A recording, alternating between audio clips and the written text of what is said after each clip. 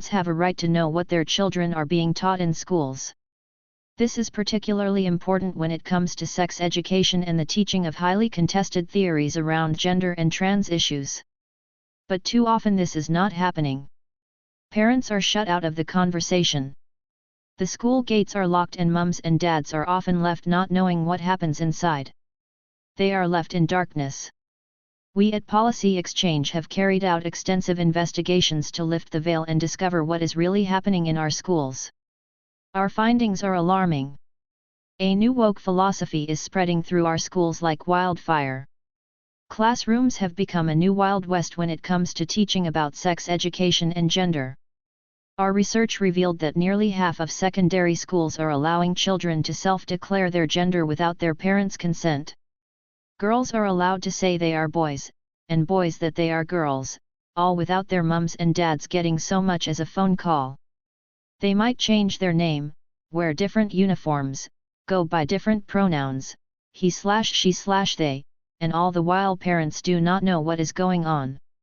Our research also found that 1 in 3 of these schools, 30%, are failing to tell their designated safeguarding lead when a child wishes to change gender. This is wrong. And more than that, this is dangerous. We also uncovered some very alarming teaching in schools.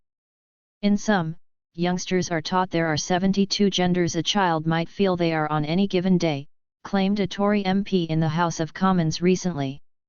This is a highly contested statistic but being taught to youngsters as fact. And it implies that gender is more important than your biological sex. Boys and girls are no longer boys and girls. They are encouraged to think of themselves as cisgender or genderqueer or transgender or gender fluid. The list goes on and on. It is confusing and overwhelming. Kids are being taught to question their own gender when they are at their most vulnerable in the middle of those angst-ridden, tumultuous teenage years.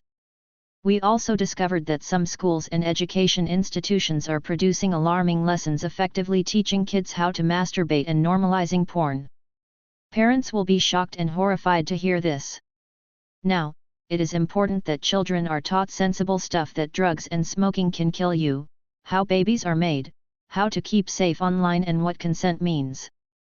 But going beyond this, promoting masturbation when it is not age-appropriate and normalizing the watching of porn, is wrong. It is dangerous.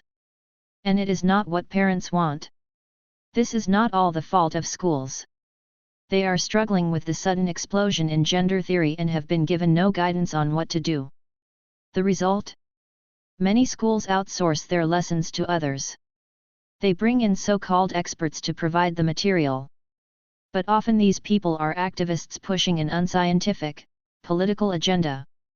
Shockingly, many are getting thousands of pounds of taxpayers' cash to bankroll their efforts. There has been an abject failure by the government to regulate these groups. Often parents are stopped from seeing the lessons. For years, complaints about inappropriate lessons were ignored and dismissed. Well, they cannot be ignored any longer. So what should be done? In America, politicians are starting to wake up and realize they have a duty to stop schools teaching wildly unsuitable lessons. We must do the same. It is good that Rishi Sunak has announced a review into what is being taught in sex and relationship education classes. But we must act now. Double life.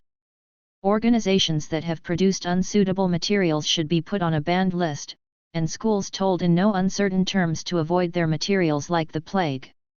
Age ratings should be put on sex education lessons. Teachers should be told what age children should be when they are taught certain topics, but also what should not be taught to kids of that age.